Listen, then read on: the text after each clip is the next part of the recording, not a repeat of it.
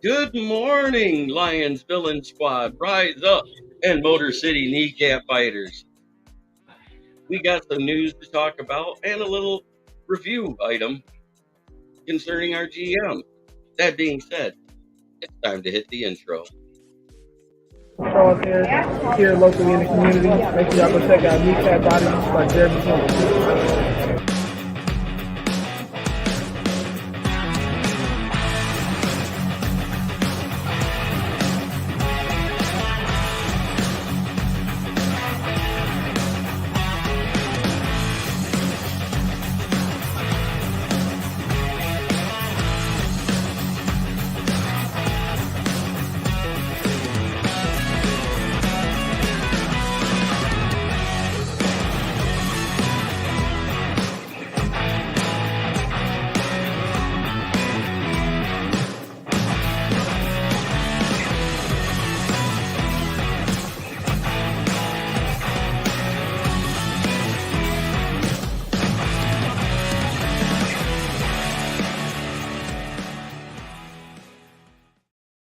Good morning. Welcome to Lions Talk with Smokkin, Jeremy B, and Von Doom. How's everybody doing today? We got Dwayne Keene in the chat talking about how great it's being a Lions fan and good morning, men, and another 5.5 million saved for cutting Walker, which we'll talk about soon.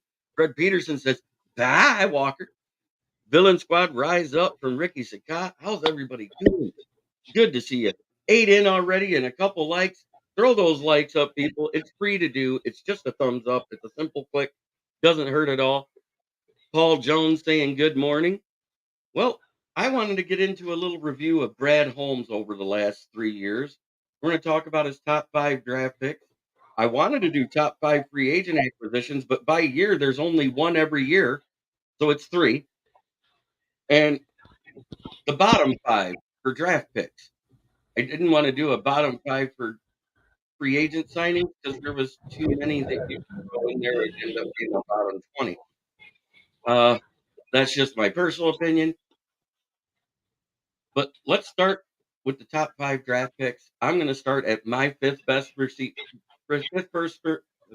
best person he's drafted so far, and that's been Jahmyr Gibbs. I say fourth is Sam Laporta. I say third is Aiden Hutchinson. Second is Panay Sewell. And first, because he was the steal of the 2021 draft, is Amon-Ra St. Brown.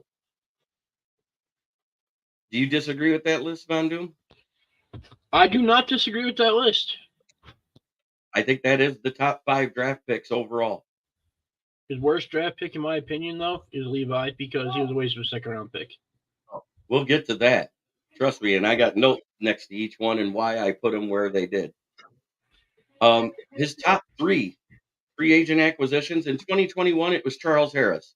After Romeo Okwara got hurt, he emerged and basically replaced the production at a fraction of the cost that Romeo Okwara was. So 2021, it was Charles Harris. In 2022, much like Romeo Okwara did again, Charles Harris gets hurt, and we pick up another former first-round guy, John Kaminsky, who fills right in, misses the middle part of the season, but when he came back, he was the difference maker that opened up Hutchinson and also allowed James Houston to emerge as a pass rusher once he started playing. And this past year, it's Graham Glasgow. Unfortunately, until Branch gets a little more consistent because he had games where he disappeared and then games where he was great. He's good, but he didn't crack my top 5. My bottom 5, and I'm going to start from the bottom and work my way up. My fifth worst is Josh Pascal just because he's been inconsistent but has shown flashes that he's improving. Next up, James Lucas, special teams performance, but way too inconsistent on the field. Third, James Mitchell. Where are you? How often do you play on the field? How often do we see him make a play? That's where I'm at.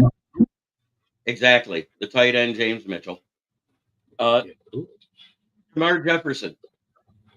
Granted, he was a 7th round pick and he would have had a tough time cracking the roster with who he had on it. you would think as we recycle the 3s and 4s on this team, he would be able to crack it and do something consistently after 3 years. He's a practice squad buster.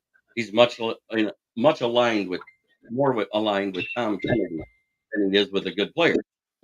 Somebody that comes in every once in a blue moon, maybe provides one play and then disappears. And my number one worst draft pick, and he already mentioned it, Levi Onwuzurike. The way his ceiling was projected and everything as a second round pick, he's supposed to be a starter every year. He can't stay healthy. When he's on the field, he's more than inconsistent. He's much aligned with Benito Jones. You get one good play every 100 snaps, which isn't good enough for a second round pick. Those are my lists. Does anybody disagree with anything I said? Is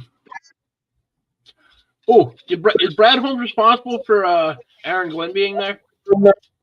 No, that's Dan Campbell. I was gonna say because that'd be his worst signing actually. Dan Campbell does his coaching hires and who he puts where.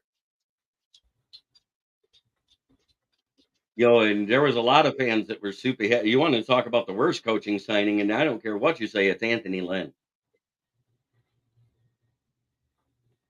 He was the worst signing we had out of all the coaches we've had. And losing our assistant guy from in the second year was a bigger hurt than everybody thought, because John Fox, I just don't see where we're getting that aggressiveness from what he's adding as assistant coordinator either.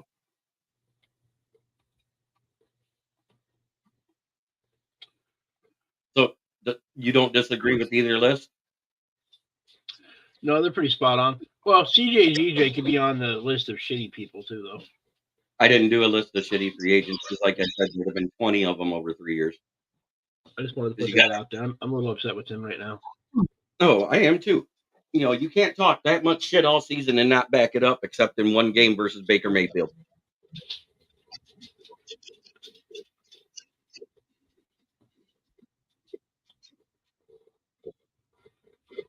I've seen that too, and yet at the same time, if you look at some of the other numbers, Steve Wilkes was worse on third down conversion percentage, and he actually was worse in the red zone than Aaron Glenn.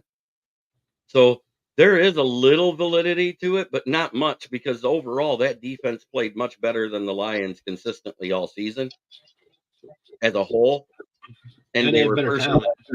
And they're way more talented. I don't like messing up the chemistry. I like Glenn to stay. I understand that. I just think there could have been a better option. And again, just like any other thing, when you switch something, it's always easier to get worse. It's not always easy to get better. And that's what a lot of fans miss out on. We look at and one thing that Brad Holmes has said repeatedly, he doesn't want to mess with the chemistry in the locker room with the players. It's not just about their talent, it's about their fit on the team. And as much as I like some of the things Pat Caputo said, the other day, he actually said on his show on 97 Won the Ticket, we're going to take the best player available. That's all we're going to do in the draft, picking at the back end. And Brad Holmes literally lit people up in the media for saying stuff like that. Like, we should have took a quarterback instead of Penei Sewell, Carlos Monterez. Henry Craig, good morning, everyone. One Pride, FTP. Every day is FTP. You got it. Friday is just a little more special. Yeah, FTP Fridays just sound so good together. Just wait till we get our uniform for the Friday shows together. We got some hoodies coming that we're going to be wearing every Friday show. Because it's not only going to be an FTP, but it's going to be an FYF Friday, and you'll see it when we wear the shirts. Do I mind Brad calling out the media? No, I don't. I love the fact he kept receipts every time they talked crap about his picks and the ones that have panned out. So, Dan, do you dislike the Packers more than Dallas, Washington, and Philadelphia? Out of that whole list, I say he probably hates them more than Washington. Yeah, pretty much. But at the same time, I don't hate the Packers completely. They did I think something for Tom Landry and made him their coach. I mean, Vince Lombardi years ago made him their coach. If any of you guys know your history, before that, he was an assistant coach for the New York Giants. He should have been our next head coach. But Wellington Mara's brother was a bigoted asshole who flat out came out and said, no Italian American will ever run my team. And that's who went out there and they won all their titles and made Wellington Mara's brother Tim look like an asshole, and I love him for that. Ed Russell Mania comes in and says Dallas team isn't as bad as their fans. That is the absolute facts. Their fans, but Philly fans still, to me, are one of the worst in the NFL. The worst. You got Philly fans, and then I think you could have thrown the old black hole Raiders fans in there. But yeah, let's get into this. Now we get to talk about the actual news that came out yesterday. I mean, there's a couple of things, but the main thing is Tracy Walker is gone, which Dan Leonard brought up could be, and I agreed he'd probably be the first cut of the season, and he was. So kudos to you, Dan. Good job. Kaminsky's number two. I think Kaminsky is the next axe to fall, and it's just because the play has been way too inconsistent from one year to the next. He wasn't hurt a lot last year. He just really kind of disappeared last year. And it was very mind-boggling and discerning. And when they signed him to the 2-year contract, much like Charles Harris, who's now going to be a free agent with a little voidable cap because the first year was so cheap, we're eating some of that. And all these guys that we got to sign for cheap, that's because they moved some of it to a future contract to save money, which made sense at the time because we had more cap this year. Did you men watch the Amazon Prime documentary called Bye Bye Barry? Lion? Yeah. Yes, I cried about it. I was like, oh my God. The fact that Joe Montana called the GM and Willie Clay Ford Sr. and said, I would love to play with Barry Sanders and offered to come here instead of going to Kansas City. 100%, Russell. I agree. That's right. You can't spend $8 million on a special teams healthy scratch. Sorry, Tracy. Absolutely.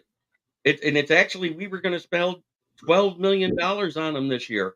Yes, it's 7.5 against the cap, but it's 5.5 in cap created. So it creates more cap than it costs. So that's where I was at with it. Pro wrestling talk. Okay. Is that Russell? Like Russell? Yeah, that's Russell Wayne. Dan would love to get with you to talk pro wrestling with you sometime. So add him on Facebook, Russell. He is a big wrestling fan. I don't do Macho Man. I don't do any of those guys, but I do a pretty decent Hulk Hogan when I say, "What's he gonna do, brother?" It'd be funnier if you just stood up and ripped the shirt. Yeah, I got to get one worth ripping. Maybe I'll buy a Packer shirt. Yeah, grab a Packer shirt, put a little slit right here, like Hogan always had in all his collars, so he could actually rip them easier. Because if you look, every single one of his shirts were pre-ripped or the collars were cut off. Russell Wayne does the most spot-on Macho Man I've ever heard. I doubt Will Vogel does it as good as Russell. Will Vogel does a great Rikishi when he tries to give people kisses. Yeah, the butt chin. It's my wrestling page. I'm commenting with. Going to start a pod at 10K. Hell yeah. But let's talk a little capology. I mean, really? Yeah. Well, I love you, buddy, but I gotta bust your balls whenever I can, man. You're the BCP for a reason. I also heard it's highly likely Josh Reynolds is packing his bags too. Does that mean somewhere in the draft or free agency we will look for a wide receiver? Or is JMO slide? I think JMO does slide into the number 2, but I do think we're going to take a big contested catch guy, which is something Josh Reynolds did over the middle. He just wasn't that big or that strong. He did a great job at it. Kudos to him. I loved what he did all season, but that NFC Championship game left a sour taste in my mouth with how he reacted to his drop. If he just came out there and said, "You know what? I made mistakes. I'm sorry, whatever." What do you think about rumors of Barkley going to the Cowboys? That's only if they can't afford Derrick Henry, is what I'm hearing.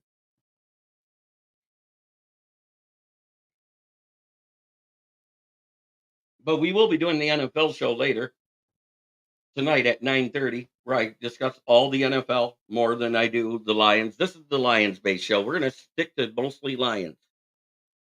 Well, but Capology.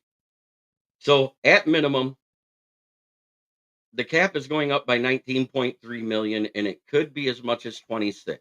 If it goes up to 26, then we got 250 total cap.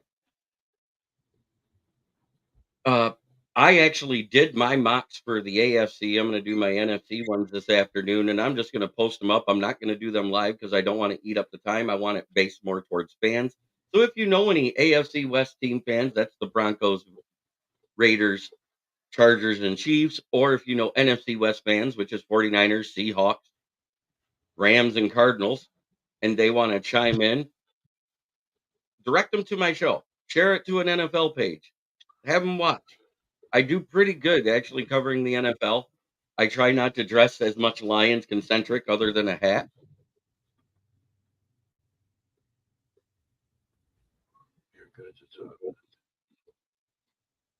It doesn't matter who the Cowboys get. They're still going to be trash. Well, at least they're fans for sure. They had a great team last year, and they probably should have done better in the players. But as long as you're paying Dak 58 million this year and looking at 50 to 60 a year after, I don't see them going very far. They're going to keep him as the highest paid quarterback next year. He's going to get 60 plus million and totally ruin this market even more. Russell, how about Peoples Jones? I think you should re-sign him cheap and give him a chance. If anything, he's got more value than Josh Reynolds did because he's a punch and kick returner as well. Yeah, and also his market value, according to Over the Cap, is 2.9 million. I would much rather sign him at 2.9 million and give him a shot to learn everything in the offseason to be a better part of the offense than to sign Josh Reynolds at 7.9 million to have him choke away the biggest game of our history.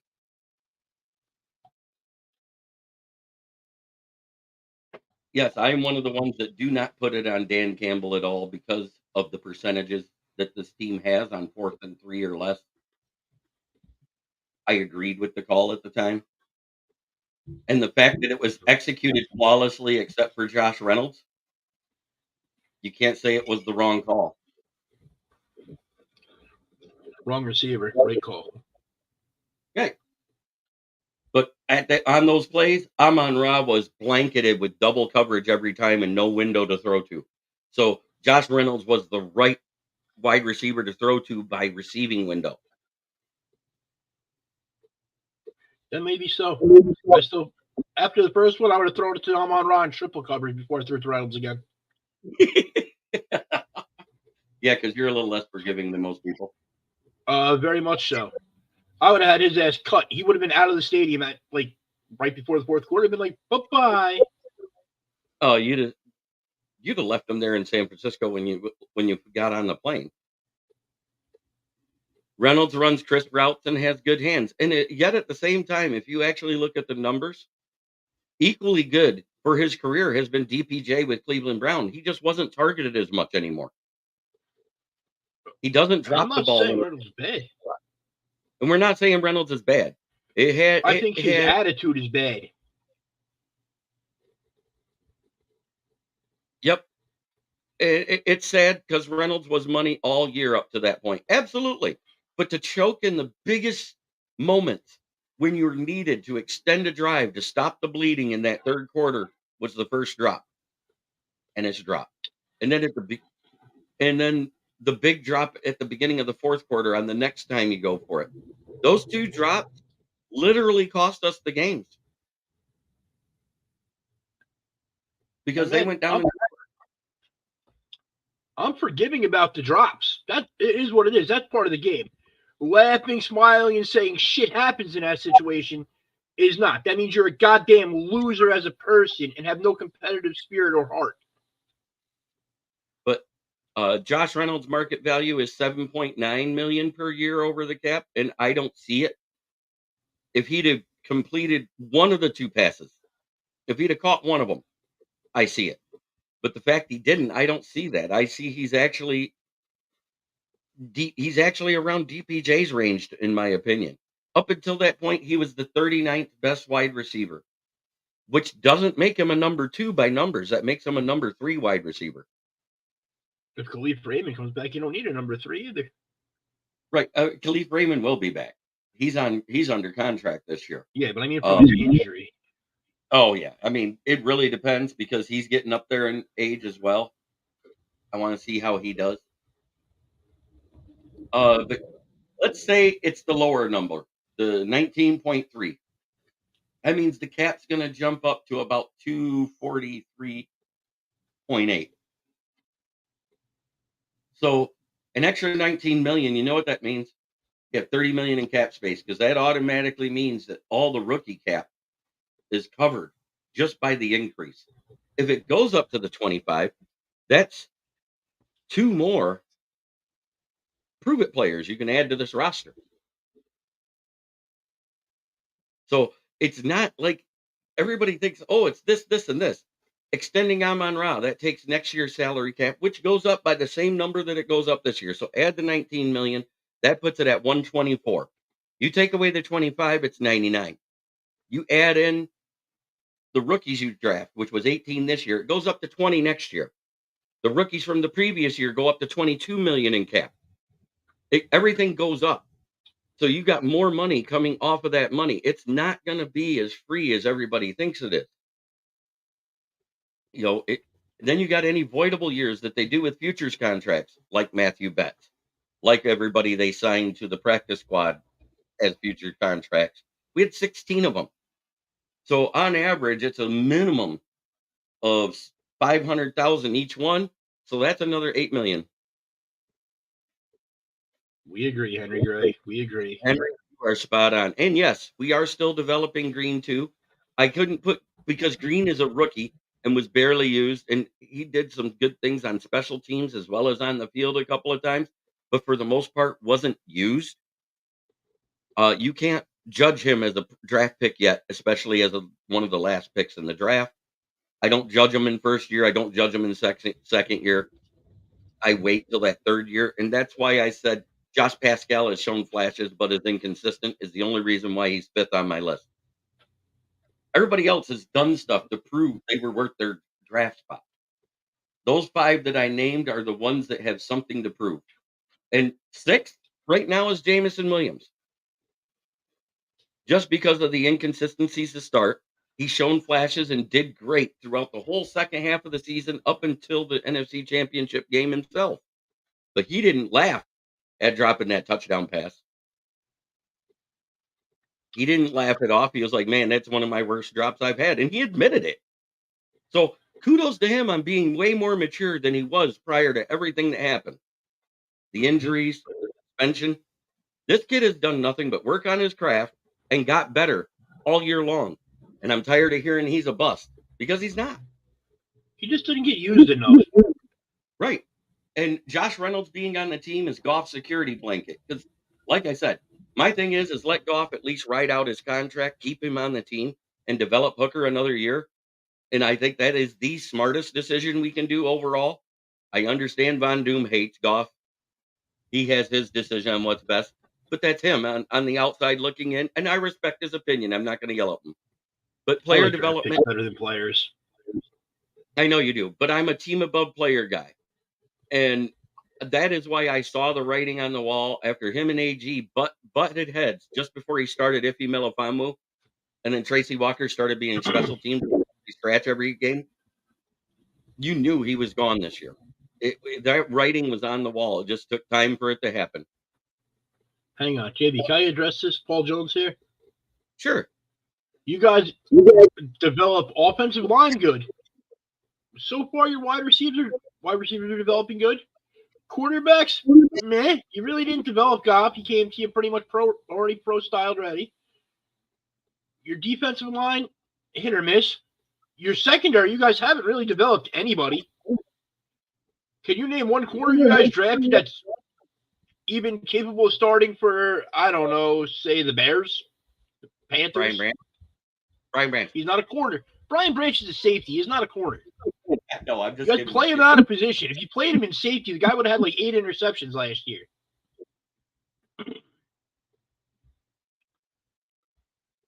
He's just athletic enough to play corner.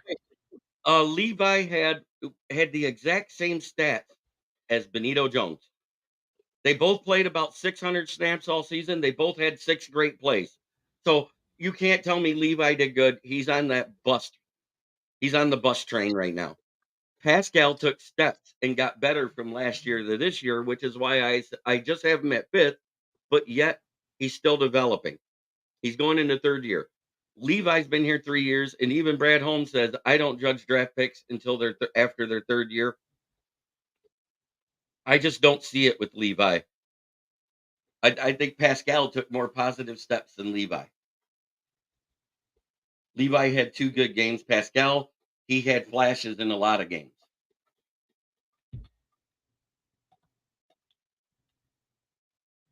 For where he was picked, Levi's been. Do any of you men know the last time the Lions had a top 10 secondary? Yes, it was 30 years ago. But in all actuality, 2014, even though we hated the players that was on it, was actually a good secondary. We had Mathis, Nevin Lawson, while he was still playing okay and not looking like burnt toast and doing Eli Apple impressions. You had Louis Delmas at safety. What was the other guy that stood out that year? Wasn't it Hedebo as a rookie because the other safety went down? Or was that the first year we had Glover Quinn? No, that was the first year we had Glover Quinn. Hedebo was the rookie safety 2 years later when Delmas went out of the league because he was hurt. Yeah, that 2014 year, we had a pretty decent secondary, but why? We had one of the number 1 front sevens in the league, which we haven't quite got there yet. Hopefully Terrell Williams will help turn this defensive line thing around and help us develop better. Well, I disagree because none of our cornerbacks that we've drafted, with Aaron Glenn being a Pro Bowl cornerback, has been developed. None of them. We had a developed one, which he developed because his rookie season was with Matt Patricia, where he was undeveloped.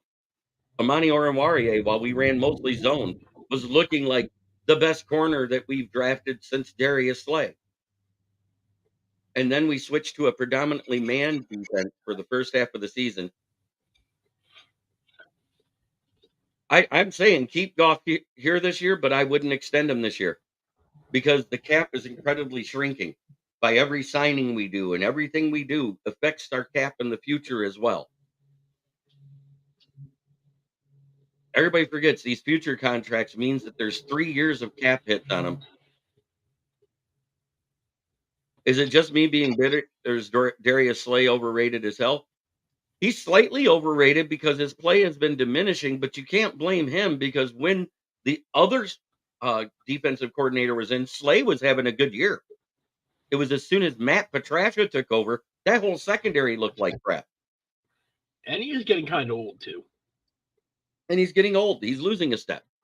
He's not overrated. He's a great player. I wish we'd have kept him. But Matt Patricia ran him out of town by saying stuff like after he gives a wide receiver, hey, good game today. Stop slurping his junk. Ralph Williams, how you doing, buddy? Good to see you. There's been so many things that we've done wrong. But guess who was our most inept in GM in Lions history? And it's hands down. It's not Bob Quinn, because at least his offensive line. And occasionally he'd hit on a secondary player late round. It was Matt Millen. I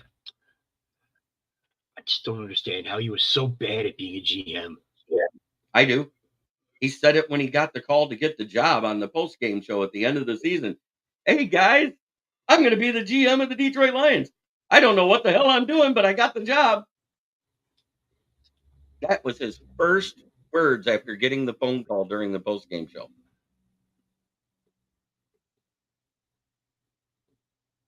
And that was after that wild card playoff game when we got blown out because we had no reason to be there at 9 and whatever with Greg Hill as our running back because Barry retired.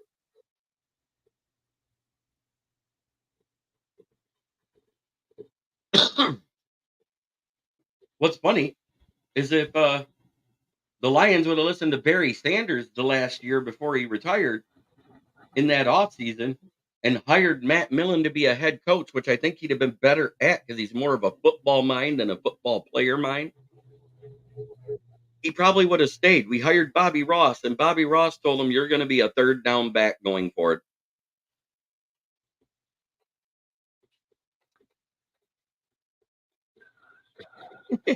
Matt Millen, that's a name I'll forever scoff at every single time I hear it. He pisses me off more than Wade Manuel or Ward Manuel. Manuel is going to wind up being responsible for giving me a heart attack. Was that the guy that took Terry Fair over Randy Moss?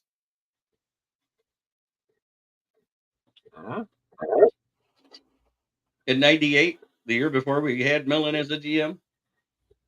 Was that the guy that decided to take Andre Ware?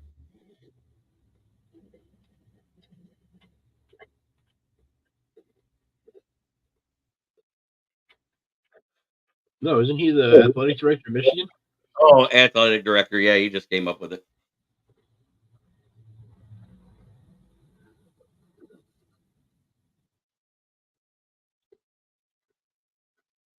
Oh yeah, all you had to do if you wanted to know what Matt Millen was picking every draft, it was the best available on Mel Kiper's big board, who was the ESPN draft analyst at the time. Who the hair helmet said was best is who Millen picked. Oh, we did draft a lot of wide receivers because they were the best available at the time. You know, eventually one of them sticks, and two of them really did.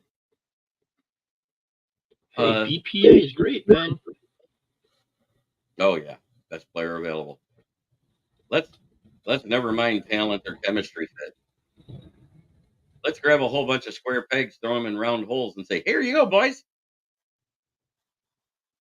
That used to work in the NFL because you had your off season where you had the 2 and 3 days and you could run them freaking ragged and treat them like crap until they fell in line and broke. Now you can't do that. So the offensive line tag this year, which is huge, whether it's franchise, whether it's the exclusive or the transitional, at 19 million. Are you tagging Jonah Jackson this year? I'm not. Just to keep him for 1 year? I wouldn't tag him at kicker rates. Yeah, I wish we could tag him at kicker rate. But just from what I said, if you look, that 105 million, which jumped up to 124 at the worst in free space, is already down to less than 60 million without re-signing the draft picks for that. No way I'm tagging Jonah. No shot he's worth top 3 money. No way. Absolutely, that's where I'm at. Yes, he was an all-pro. Yes, he deserves a pay raise.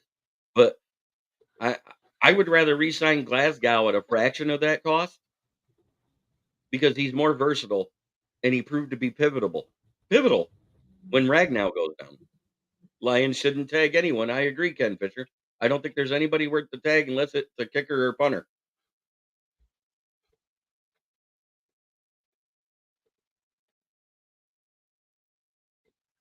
But I hope we don't tag our kicker.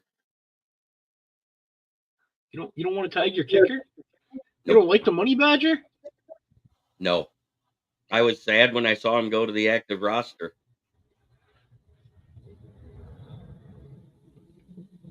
There were better kickers in free agency. Why the hell didn't they get one? I don't know. I'm telling you, it's because Dan Campbell doesn't believe in the position. He wants it eliminated from the game. It's a waste of a roster spot. We don't even exactly. Well, I'm saying if we actually drafted one that developed that has a leg already, we'd be better off than taking anybody that they've grabbed in free agency so far.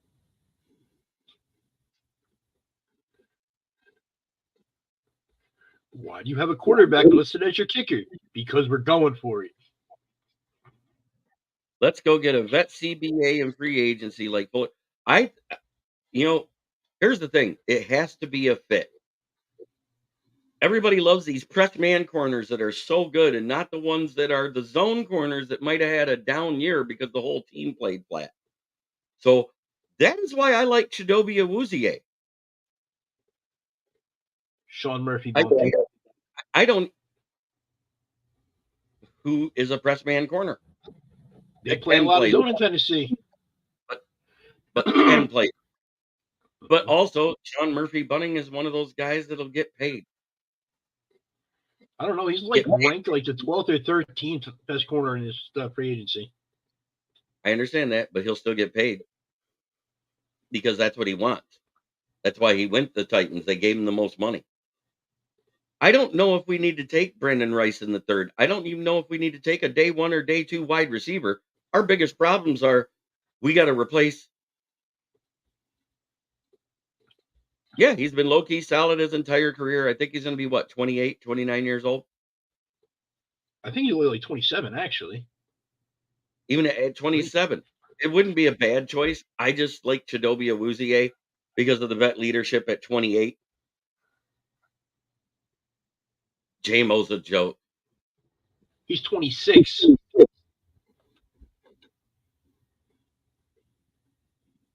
Here, I'll tell you another low-key one that I like that I think would do great for the Lions. Steve Nelson from the Texans. He's primarily his own corner. CJGJ was a one-year contract, and I doubt he signs for less than he signed here last year. He was one of the best safeties a couple of years ago. He had an injury-riddled year, and J-Mo's a joke. Wow. Evidently, you didn't watch all season because every time he was targeted, it was a catch until the NFC Championship game after Week 6. John Kapler, I know you don't like him, but don't slander him because it's a lie. We need offensive line and someone that can sack and tackle and cover.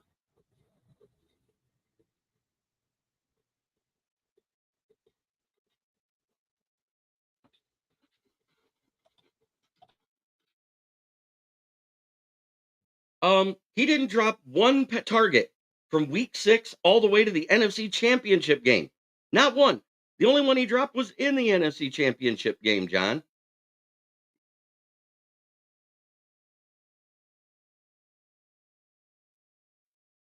And yeah, every 6 touches is a touchdown. I don't get it. The J-Mo slander is so awful.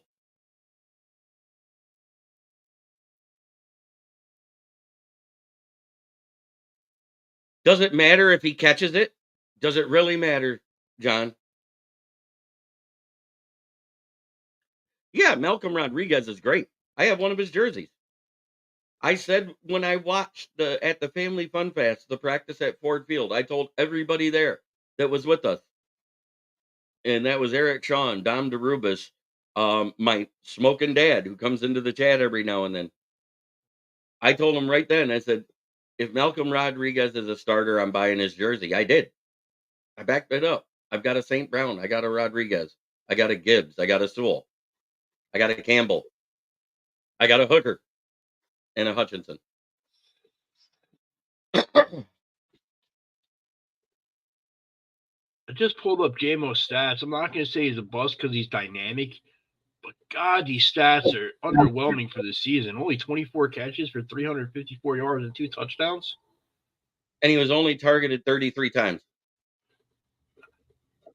Yeah, but you look at that on paper, man. It's just like, what the hell? It's because of the targets, though. That's what I'm saying. He was only targeted 33 times. Well, they need to do something about that because if they're not going to target him, it is a busted pick if they don't target him. Wasted pick, not a bust. They're not targeting him. Oh, and I forgot about my Joey Harrington. I burned Scott Mitchell.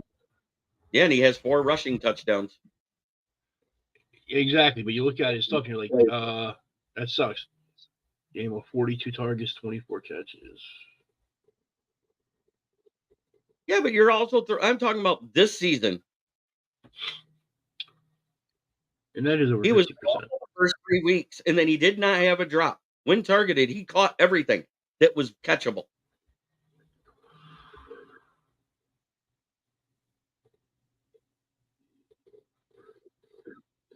I need to see more body of work before I call him a bust, really, though. I mean, JMO did a lot of things that aren't on statistics, downfield blocking, decoy running, and let's not forget the end arounds, especially the touchdown. Yeah, we mentioned the touchdown stuff. I understand. Every 6 touches the kid has is a touchdown in his career. Yes, we get that. He is a great downfield blocker, though. He really excels at that now. And Yeah, decoy, they should have him on the field running a freaking go route every single play, even if he's not getting the ball. right, That would because that open would up the middle so much better. for Laporta and Amon-Ra. Mm-hmm. Until they just say we're not going to do it because Noodle Arm's going to have trouble getting it to him sometimes if he's too far down the field. Lions versus Chargers Super Bowl next. I am calling it. I think it's going to be versus the Chiefs. Yes, and he loves blocking. My favorite play of the year that doesn't get talked about enough is the 2 blocks he threw on the David Montgomery 75-yard touchdown run versus the Chargers. He chips the linebacker so hard, both of them fall down. He rolls, gets up, and David Montgomery says, "Oh, he was jogging when he passed me to block that safety." And it wasn't just any safety he threw a block on. That was Derwin James.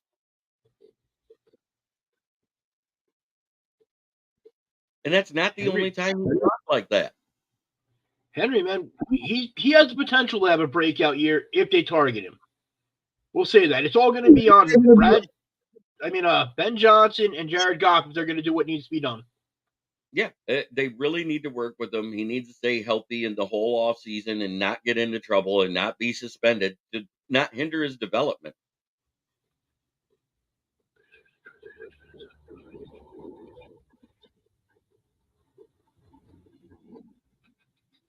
I mean, they literally didn't throw him a target for 4 games. After his drop issues, they used him as a decoy and as a blocker mostly. He was in every play.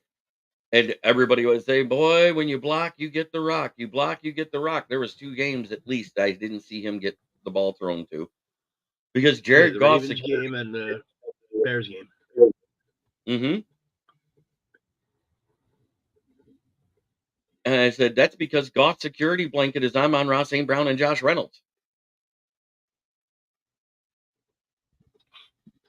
He has to not hinder his development is what I'm getting at. You can't have a guy drafted that high and not get targeted. You guys act like 42 targets is massive. He didn't play the first 4 games. That's not a lot of targets for any wide receiver in the league, no matter where you play at on the roster. They need to get him more targets and get production out of him, or I'll say that they should have took Kyle Hamilton. 42 targets and 20. Any more news on the St. Brown or Goff on the contracts? Just that they're working on the St. Brown contract. I heard it's just a difference on years. That's what they're working on. And Goff, when Brad Holmes gets asked, he says, "Next question, please." That gives you your answer.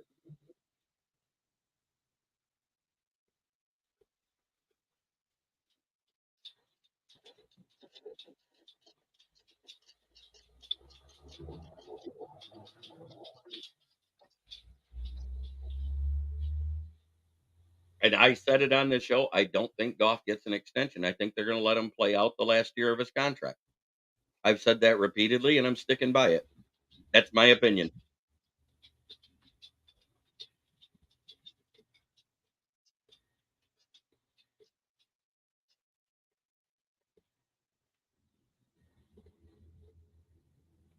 Wow. We've already gone 45 minutes. What's your tirade today? You said you wanted to go on a talk. Yeah, I'm getting a little tired of a lot of fans from some different teams, mainly Lions fans this morning though, that have no concept of how the cap works. They all think, oh, we just re-sign everybody, and I truly believe that their entire education on the game of football and cap management has come from playing Madden for years and years with the salary cap off. Right. They have no freaking brain cells. You can't decide the world, give everybody big ass contracts and stack your roster, and expect it not to balloon and bite you in the ass. It's just like a freaking mortgage. It's like a housing crisis. Everything comes up, bubbles here, boom, your team's gone, and then you're in the pits for the next 5 years. Because we have bigger holes that we need to start on this roster than wide receiver. That's just my opinion. And everybody says, oh, it'd be a nice connection with St. Brown. I was like, the only connection is they were at the same school. He's a third-year guy, and Amon Ra's fourth year in the league. He was more of a teammate with Jordan Addison. I like Brendan Rice. I wouldn't be mad at him in the third. Absolutely, Ken Fisher. I think it is because they don't want to put all their eggs on one basket. The main thing that I heard Brad Holmes say, because when he was asked about the golf extension, he said, next question, please. He goes, so what's your focus this off season? It's keeping the core of the team together, is what he said. People don't understand that. Like, yes, normally your quarterback is your main priority. You're going to pay him that bag. But unfortunately, well, not even unfortunately, you guys got a beautiful situation here where you can pretty much plug in any halfway decent quarterback to that team right now and be able to make your playoffs. Or win your division in that division right now. But no, they're all like, oh, pay him this money, pay him this money. He's the greatest thing since sliced bread. No, he's fucking not. Let him play out or trade his ass. Pay the guys that matter. Your offensive line, your defensive line. Right. That's what I was getting at. Like I said, you're already losing $60 million in cap next year just from re-signings and draft picks this year. And our previous draft picks that get paid. And look at the fifth year option is going to be what, a little less than 19 million, basically for Sewell. JJ McCarthy won't be available in the third round because somebody's going to reach for him in the first. Brian Brent Australia aren't. I don't think we need to draft a quarterback in the third round. And as a matter of fact, if you listen to Kent Lee Platt, who talked on a podcast last night, that's Math Bomb, the guy that does the relative athletic score. The kiss of death to any quarterback's career is a third round pick. And he goes, sorry, Lions fans, this might include Hooker, but we don't know because he hasn't played a down yet in the NFL. And Brian, I'll tell you right now, if JJ McCarthy's there at the sixth pick in the second round, the Giants will take him because they're in love with him. There's a chance they might take him at 6 in the first round, and I'll hang myself. Yeah, you guys would be better with Brock Bowers or an offensive tackle. I want Joe Alter, Marvin Harrison. That's it at that pick. No one else at that pick. If you can't get either one of them, trade that shit away. Brock Bowers? I don't want him at 6. Oh, okay. Value over the position in the draft, like what pick we're at. Because while I love Brock Bowers, probably my all-around favorite player in the draft, we don't need him. It would be a luxury pick. When you talk about first rounds, let's talk about the best value by position, by percentage that doesn't bust in the NFL. Number one, it's offensive line, specifically offensive tackle. This ain't never met Evan Neal. Do I think JJ is worth a first round pick? If they have a valid vet starter where he can sit a year or two, yes. If they don't, then no. I don't even think he's a late first round pick myself. The kid's a gamer. He's a baller. But you know what? We've seen baller quarterbacks in college come out here, and quarterbacks is one of the ones that their success rate in the first round, it's 38%. 62% of them bust out of the league after their first year contract, or they're regulated to being backups. So I'm not big on first round quarterbacks. There's been only 38% in the history of the NFL that's been great. Yeah, look at Tim Tebow. Absolutely. Whoa. Tim Tebow would have been a great quarterback. Not great quarterback, but he would have been a good quarterback and been able to be a starting quarterback for years if Josh McDaniels wasn't that Well, guy. when you look at all of the reports coming out from Chicago media, I don't blame Fields for deleting and blocked all Bears posts on his Twitter and on Instagram. Because guess what? It looks like one day they're going to keep him, and the next day they're trading him. Then the next day they're going to keep him.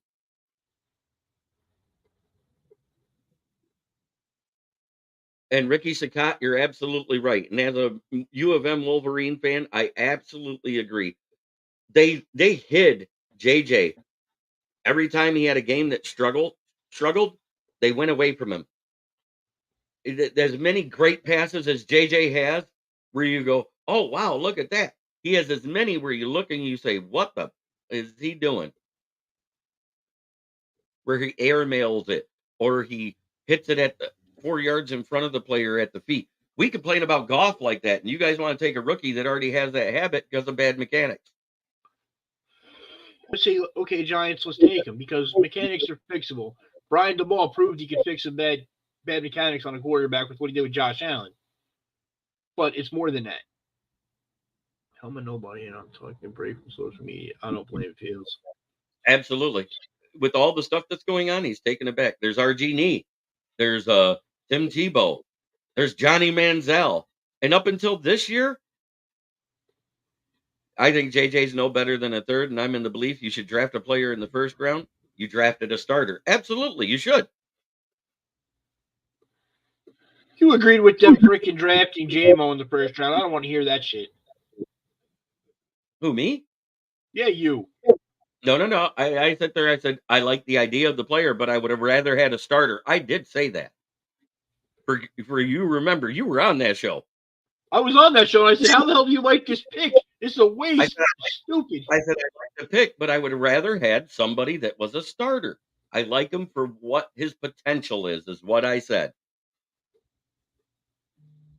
Maybe so. We'll have to go back and find the tape. That is the facts. You know it is. I didn't like trading up to get him. I really thought they were trading up for Kyle Hamilton.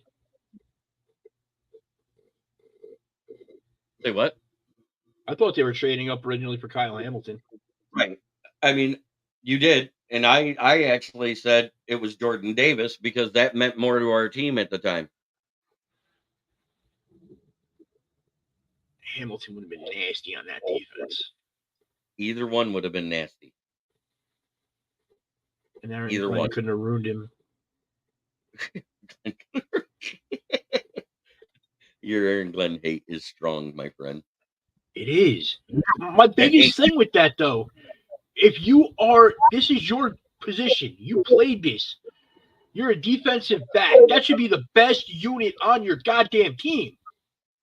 What did the trade up for JMO cost us? Pick 32. Where'd we trade up from? Wasn't it like a 16th to 12? Yeah, it was 16th because we just missed the playoffs. I believe so. At 9-8 that year. No, that was the year we were up. That was the Rams pick that was 32, and our pick was second because that was the year we got Hutch, right? Yes. Yeah, that was so it really didn't cost shit. It didn't cost nothing. It was 32, 34, and a third round pick to move up. And when you go by the trade value of what the 12th pick was, we won that trade by like 400 points. Yeah. I think that trade was more about the other team moving back and saving on cap, honestly. Yeah, because what was crazy is Quezzy went ahead and traded the 34th pick back to Green Bay Packers, which they turned into Christian Watson, which he's shown flashes here and there where he's great, and he's also shown inconsistencies in his game. Now, let's be honest. They call Harbaugh the QB whisperer. Other than Luck, who did Harbaugh develop? Wilton Spites, John O'Corn, Cade McNamara, Jake Rudock. Please spare me. Thanks for the title, Harbaugh. But he wins with defense and the running game, and the media blows him up as the best QB developer we have ever seen. My rant of the day. You're absolutely right. He had more success. That's how you develop a quarterback. Say what? That's how you develop a quarterback. You take the pressure off them.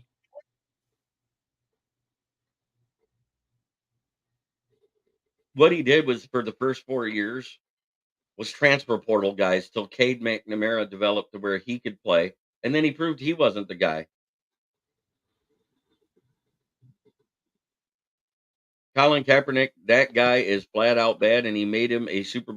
He was only a Super Bowl QB because it was his rookie year. Nobody had tape on him, and he came out and he had a baller year. Every year after that, he got worse at QB. That's not developing. That's regressing.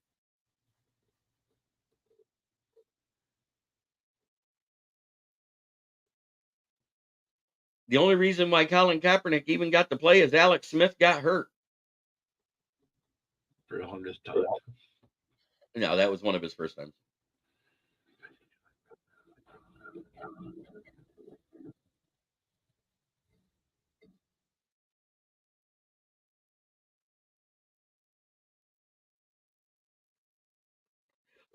I say a mid-tier edge rusher to be on the opposite side of Hutch, a guy that I like. Yeah, can we still call in? Absolutely. The number, let me put the number up on the screen there.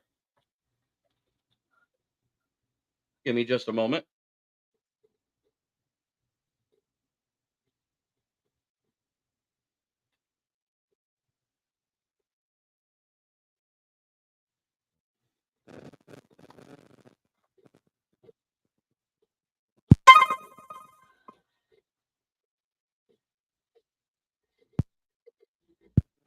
Hello and welcome to the show. What's up, guys? Hey, it's Steve is real. Yeah. Yes, he is. This is fun.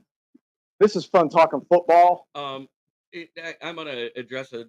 Cap was not that bad a QB, in my opinion. His first year, he had a 68 completion percentage. The next year, he dropped to under 60. The next year, he dropped to under 55, and then he was benched. He was a horrible QB. I'm just saying. His career completion percentage is 57.2.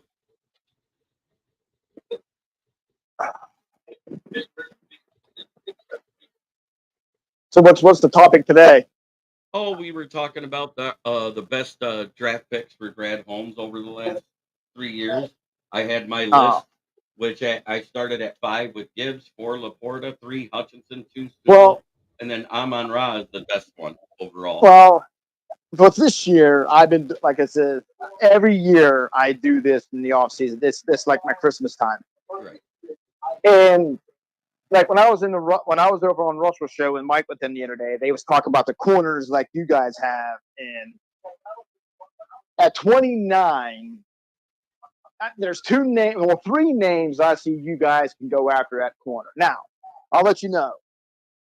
There's like 5, 6, possibly 7 teams ahead of you that has corner as one of their top needs. Right. Okay, there's like 5, 6, 7 teams. Now, I know you mentioned, and I think they also even mentioned about you guys moving up to get one. Right. Which could happen. But I also can see at 29, depending on how the board falls, if there's no one there that the Lions see, they probably consider, okay, if there's certain guys that they want and they're gone, I could see possibly a team trading up with you guys to get back into their first and early second to go get one of the quarterbacks. You guys pick up more draft picks, and like the 3 corners I can see, the one I see mostly fit with you guys is that Enos Rickestraw Jr. from Missouri. Oh my God, I want nothing to do with that guy. He's not a fit. He's awful. Go look at the QBR against. He has the highest QBR against of any cornerback in this draft at 96.7. TJ Tampa. TJ Tampa's okay, but he's a press man corner that's putting a square peg in a round hole. The ones that fit are the ones that play on defense is Cooper DeJean, Kalen King, and then there was a Caden Harris. Those are the 3 zone corners that I saw that would be the best fit overall. Because I don't see Cooper or any other corners getting past us at 25. But then again, I also see us like Chad, me and Chad, you know who Chad is. Chad Detima, yeah. Yeah, him and I was on the same page because I can also see us trading out of the first. I can see a team coming up to get a quarterback as well. Like, and one team, hope Sarah's not here to hear me, is Minnesota. Right. I can see them coming back up into the first to get a guy like Penix or maybe McCarthy. I think McCarthy's going in the top 12 from what I'm hearing from GMs Seriously? around the league, from teams around the Yeah. league, going by what GMs are saying around the league. Okay. It's been rumored he could go anywhere from the Giants to the Raiders. Okay. I mean, there's I'm a lot being of smoke honest screens. here. I'm just reporting what I've seen there, Dan. Right. I mean, I Probably the agree. Raiders. There's a lot of smoke screens too. That's what these teams do. They throw the smoke screens out there. And Devin says O-line with the first pick, and that's something to consider too. Because if Graham Barton or Jackson Powers Johnson is there, JPJ, you got to think about the future with Ragnow. He already contemplated retirement once. He's coming back, so he's going to be the starter. It wouldn't be a bad idea to get a guy that's that good right up the top that can sit behind. But at the same And he time, can play guard draft- too. if you draft somebody in the first round, Well, he because should be a starter. like with us, we never known to draft a guy that's basically one of the big names. We basically get guys that it's going to surprise every fan, every Packer fan, like, wow, where'd this come from? Just like this defensive coordinator, no one saw that coming. Yeah, and go look at Boston College's defensive stats while he was the coach there. They were bottom 5 in their division. Well, you know what? I went and looked at that and see. I don't look at that to say anything because for one, the guys that's on our defense wasn't at Boston College, and so forth. And like I said, now I watched the game that they played against undefeated Florida State, and I mean, yeah, Florida State scored a lot of points, and they would, but they hung with them, and so forth. But this is fun. This type of year is fun to talk to football with you guys. Russell, Mike, and I going over the podcast. This is excitement to know it's like Christmas because the draft is coming up. Like, all right, what are we going to get? It's like going to go down into the tree and open up the present. I'm like, oh man, I don't want this guy. Who got me this? Or something like that. I see cornerback, defensive tackle, O-line, and even linebacker as bigger needs than wide receiver, John Kapler, because I saw your post in here. I just feel like those are bigger needs. I think if Donovan Peoples-Jones gets to learn the playbook and everything, I think he could be a solid number 2. I think he'll be a solid number 3. He's right. I think he'll be a solid number 3, and I'll tell you why. Is because he's better known for his downfield blocking and his special teams play. He was at best a 68% catch receiver, which is good to great. Isn't he a big guy? He's only like 6'2", 6'3", I think. He's bigger. Oh, okay. He's not big. And he does a lot of contested catch stuff, but he doesn't break away with the speed he has. The only time he breaks away is on special teams. Okay, see, I was thinking he was more like 6'4", 6'5". No. Okay. I think that's what we need is more of a 6'4", 6'5" guy. If we're going to draft somebody, and in the mid to late rounds, there's a bunch of them. Right.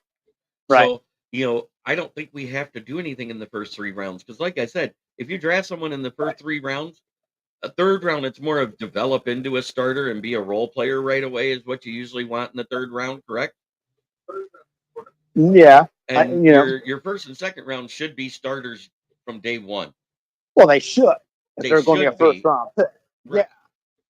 Because now, like I told Mike and Russell, now I don't go by the PFF grades and stuff like that, but the top 4 corners that are that primarily seem to be going like first or high is Quinyon Mitchell, Kool-Aid McKinstry, Terrion Arnold, and Nate Wiggins.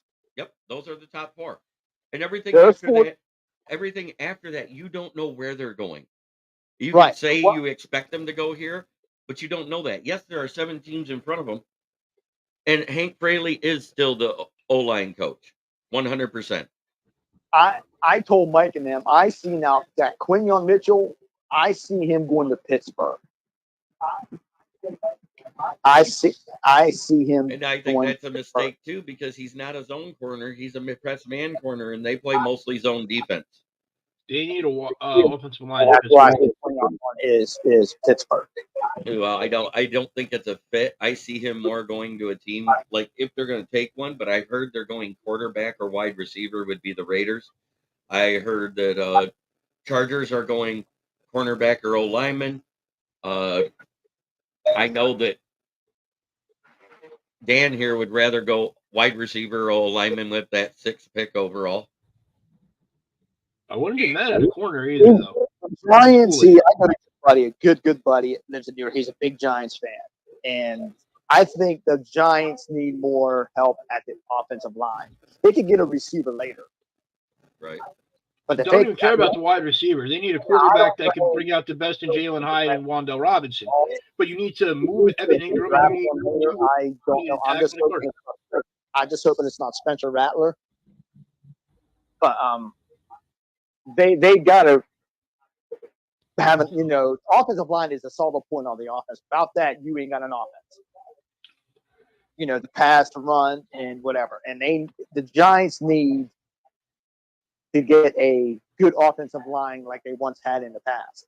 Protect the quarterback. The Giants need a tackle and 2 guards. Unless they're moving Evan Neal to a left guard, you need to replace them. And if you ever mention Spencer Rattler to my team again, man, we're gonna have issues. Hey, Steve. Eventually you got to let the host talk too. I appreciate you calling in. You're one of the few. It's you and Troy, RX, the guy that goes by RXJ. That's my 2 call-ins I've had since I started doing this. I love the fact you do this.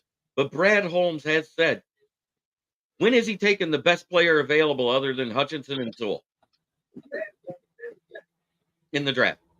Be honest. When does he do BPA? He doesn't. He goes Hutch wasn't even BPA.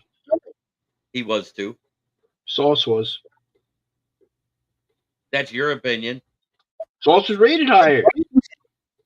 Do they have the ammunition to trade up? Who?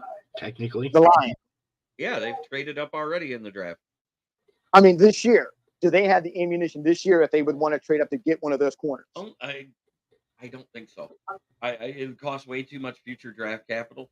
And with the draft being in the North Division and next year it's in Green Bay, I don't know if they'll trade away a first or a pick, because right now we're starting to get to where all we got are our picks and a couple of compensatory picks here and there. We're running out of the extra draft capital is what I'm getting at. So you'd have to consider trading a player. Okay.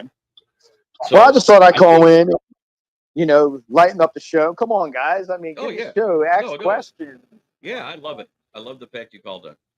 Well, I mean, I think they can trade to the 20s easy. In my area, I don't have many people I could talk football with. And like I said, getting to know you guys, you, Russell, Mike, Chad, all the people, Sarah, I made some new friends. I appreciate it. And I love talking football. That's why I do this. Right.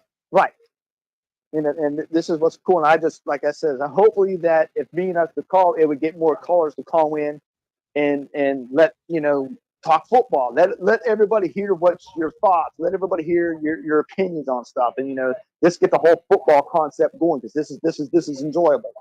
I appreciate it, Steve. Well, thanks for calling in. I'm going to get back to the chat and cover our last subject, because we've already ran over an hour, but that don't matter because I don't have a timestamp. Well, thank you for letting me call. Like I said, and here and there, I'll call again. Absolutely. Thanks, Steve. Yep. It don't matter if you ran over, you ain't Cinderella. This ain't a ball. That might be the only Packer fan I like. Just saying. No. My buddy Chance is a Packers fan. Yeah. Forgot about Chance. But he's realistic. You know what I'm saying? That's why. In order, what are you doing free agency play position in draft? Then draft in order. What are you drafting by? It's not by position. I go with whatever Brad Holmes decides because I can't say what he's going to do. He doesn't do BPA. That's all I'm saying. He addressed that because Colin Monterez degraded the Panay Sewell pick because we needed a quarterback. He degraded the Jahmyr Gibbs pick because we needed this. He hated the Sam Laporta pick because we needed a defensive tackle. There's so many things that he's proven. He doesn't go by the name. He doesn't do best player available or positional value. He drafts the guys that are a fit on the team. And the fact that he does what he does is the reason why we are where we are. It hasn't been his free agent acquisitions. It's been his drafts. And we've gotten more talented every year, but yet the defense hasn't broken past that middle of the road yet. You would think spending 57% of your draft picks over the last 3 drafts on defense, it would be better. You figure. Let me ask you a question real quick, JB. Say you got McKinstry or Nate Wiggins falls to 20. Would you be willing to trade 29, this year's third and next year's fourth, to move up to 20 for one of those two? Because that's where the points line up. Maybe. I'm not Brad Holmes. I can't tell you that. I just don't. I'm asking you personally, though. Would you? I'd consider it, but I don't know if I'd trade up. I'm one of those guys, and I've been this all the time. Our first pick in the draft, it's wait and see who falls and take the one you like for your team. And that's what we've done every year. Except for last year, we traded back. And he just said, who's to say we even pick in the first round with that pick? Those were his words. So he is interested in trading back. Fred Peterson says Steve is a great guy. Here in West Michigan, we have a lot of Green Bay fans. John Kapler says tomorrow or Friday, I will definitely call in on lunch break. I can't wait to talk ball with you. I love it. I love talking football. I love talking to my fans. That's why I do these shows. I love interacting with you. But it's that time to start talking sponsors because that's what we do here. We have our favorite sponsor. Don't forget to put it in the chat. It's FTP. No, it's not the florist. It is what, Dan? Fuck the Packers and fuck the Packers. And fuck the Bears and the Vikings too. And their fans. Fuck them too. Well, other than Steve is real, I like him. Yeah, pretty much. With this roster coming back next season, anything is possible on draft day. Absolutely. But the fact that he actually said he's considering the trade back, that is a point of emphasis to me because I think he might trade back. And Steve is real is right. There might be somebody needing a quarterback and a quarterback like Penix or Bo Nix is there. Oh, go ahead. I'll wait. A lot of people talking about trading up for Penix. A lot of them aren't thinking this. How many of your teams have a great right tackle that need a quarterback? Because Penix Jr. is left-handed. Right. And most of the teams with good right tackles, guess what? They have an established quarterback. Mm-hmm. Rashawn Slater for the Chargers, Panay Sewell for the Lions. You can go down the list. The Chiefs' right tackle, Jawan Taylor, who's great at holding, but he still does a good job protecting the quarterback. It's Mahomes. The guy in Baltimore, what's his name? I can't even remember right now. It's not Ronnie Staley. Ronnie Staley's the left. Yeah, it's the guy that got the Trent something. Oh, I don't remember. I don't know. But I need to talk about my other sponsor because that's the one that pays the bills. It's Gloss McGrawn, the best window tinter in Saginaw, voted on by his peers and his customers. That's 989-443-9240. Give him a call. Schedule your appointment to tint your windows. He also does auto detailing. Get your whip ready for the summer, clean, ready to go. That way, when you go to the beach to hang out with the girls, you got a clean ride. He has tinted this Audi. He also tinted this Chrysler while I was there. Because I used to work with him at A1 Tire. but now he has his own business. Taylor doesn't hold, he hugs. And jumps early. And jumps early and twitches his leg and moves and head nods. He's not the center. You're not supposed to head nod as a tackle.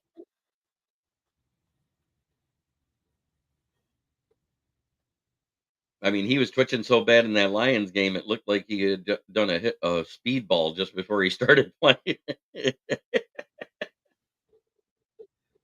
But I want to thank everybody in the chat. It was a great day. I love every single one of you. Got to go because I got to get ready to do my day job. And we got a show tonight, which is the NFL Roundtable Talks. I'm inviting fans of the AFC and NFC West. I haven't got any responses yet, but I'm going to check that all here in a minute. We are doing mock drafts for the AFC West teams and NFC West teams after we go over the big news of the week. So thank you for watching, and try, as always, to be a better person than you were the day before. It's the only way to make the world a better place. It starts within here. Much love to everybody. Thank you so much, Ricky, Paul, Fred, Brian, John, Steve is real. Everybody, thank you for coming in. I'm quite sure there's many more, like that I might have forgotten. There was a few other ones in there. Devin. But you guys are great. You're the reason I do this show. You're the reason why I talk football. Come on in tomorrow. We'll do this again at 11 a.m., but make sure you show up tonight. It should be a good show. Von Doom, you got any closing thoughts? Nah, they don't deserve it today. Oh,